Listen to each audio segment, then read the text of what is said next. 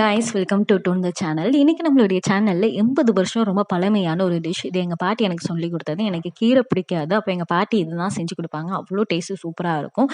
Video ஃபுல்லா பாருங்க. இந்த ரகசியத்தை நான் உங்ககிட்ட ஷேர் பண்றேன்.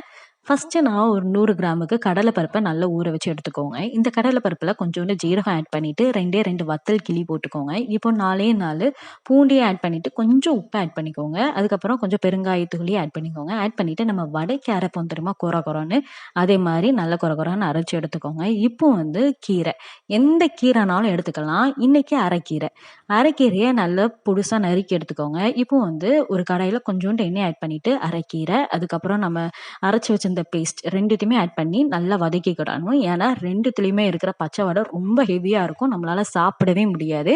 இதை ஃபஸ்ட்டு நல்லா வதக்கி விட்டுக்கோங்க. இது ரொம்பவும் வதங்கணும்னு அவசியம் இல்லை. கொஞ்சம் லைட்டாக ஒரு 90% நல்லா வதக்கிட்டு அதுக்கப்புறம் ஓரமாக ஆற விட்டுருங்க. ஒரு கடாயில் நல்லெண்ணெய் ஊற்றிட்டு கொஞ்சம் கடுகு, கொஞ்சம் ஜீரகம் ஆட் பண்ணிட்டு ஒரு கொத்து கருவேப்பிலையும் ஆட் பண்ணிக்கோங்க. ஒரு முழு பூண்டை நல்லா தோலை உரிச்சிட்டு அதையும் அதுக்குள்ளே போட்டலாம். நல்லெண்ணெய் ஒரு 50லேருந்து ஒரு 60 ml வரை இருந்தால் போதும். நல்லெண்ணெய் நல்லா ஊற்றுங்க, அப்போ தான் நல்லாயிருக்கும் மணமாக. அது மட்டும் இல்லாமல் உடம்புக்கு ரொம்பவே சத்து.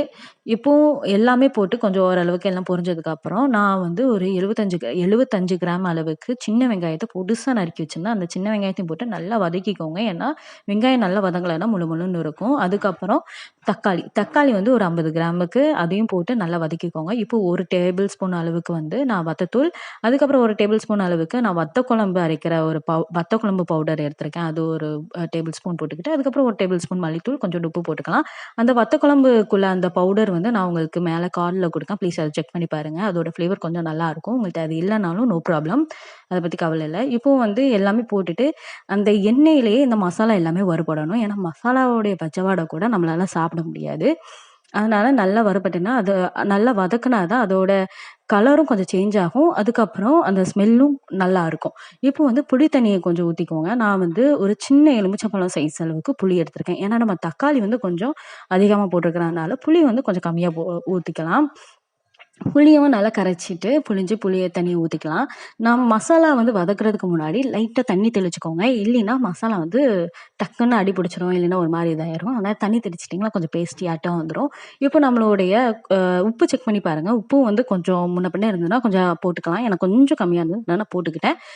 இப்போ ஒரு சைடில் நம்ம ஆற வச்சிருந்தோம்ல, அதை நல்லா உருண்டை பிடிச்சிடலாம். நம்ம இப்போ ஆற வச்சிருந்த கீரையும் பருப்பையும் நல்லா உருண்டை பிடிச்சிக்கிட்டேன்.